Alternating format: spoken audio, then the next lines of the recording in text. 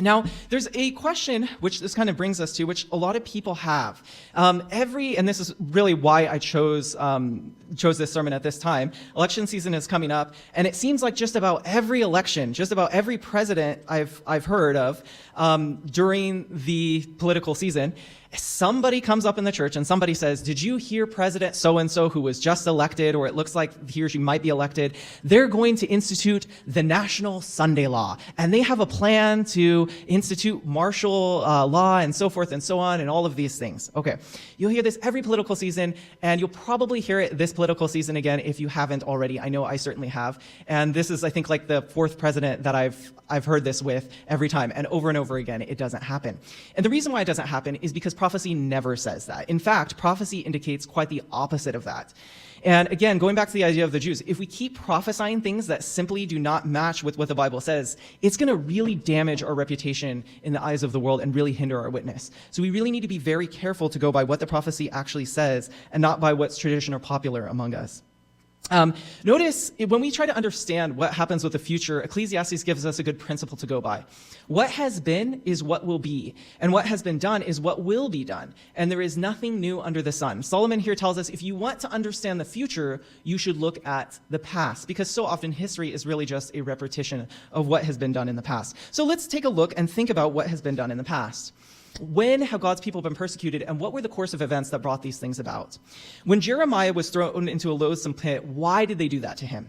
Jeremiah 26, again, for the sake of time, we won't read it, tells us that the populace, enraged by the priest, demanded the prophet's life. The princes feebly defended him for a time before sentencing him to prison to satisfy the demands of the people. Even King Zedekiah did not want to kill him, but could not bring himself to free Jeremiah because the wrath of the majority was so strong against him. Well, what about Christ? Did Pilate demand his life against the wishes of the people? Is that what happened? No, not at all. The religious leaders stirred up the multitude, and Pilate feebly sought to protect Jesus before finally acquiescing to their wishes. And again, when Paul was brought before Felix, Agrippa, and Festus, they would have freed him, all of those government leaders, had not the hatred of the common people been so strong against him. He was constrained to appeal to Caesar precisely because the Pharisees and Sadducees, which, by the way, were opposing parties, combined together to broadcast lies against the populace. When the Emperor Nero finally beheaded him, it was at the satisfaction of the Jews, not in opposition to them. Over and over again, we see this principle. And when we look at the spirit of prophecy, we find exactly that.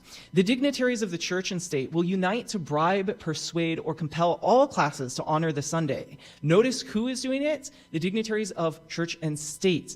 The lack of divine authority will be supplied by oppressive enactments. Political corruption is destroying love of justice and regard for truth. And even in free America, rulers and legislatures, in order to secure popular favor. Notice they're not going against popular favor. They are securing popular favor. And isn't that what politicians always do? They say, oh, I think this is going to get me more votes. I'll do it.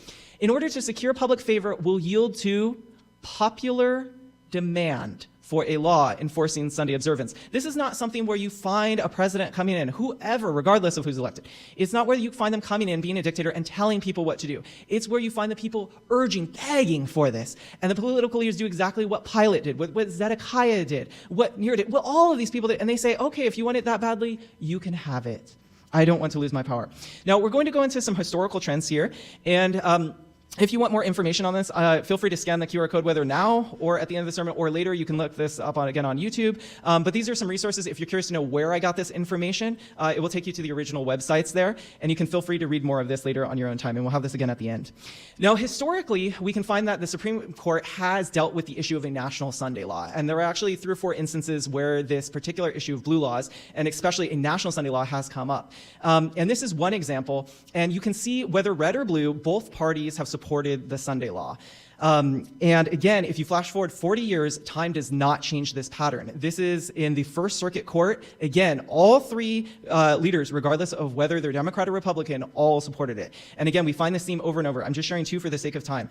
And we normally think of conservative arguments for having a Sunday law. We want to increase church attendance. We want to promote traditional values. We want good family life. Those are all reasons why people put forward to have a Sunday law. But you can also use more liberal arguments as well. What about workers' rights? What about reducing pollution? What about improving people's health? These are all benefits of keeping a Sabbath day, a rest day. And in fact, in more recent times, these are things that have been argued, exactly that.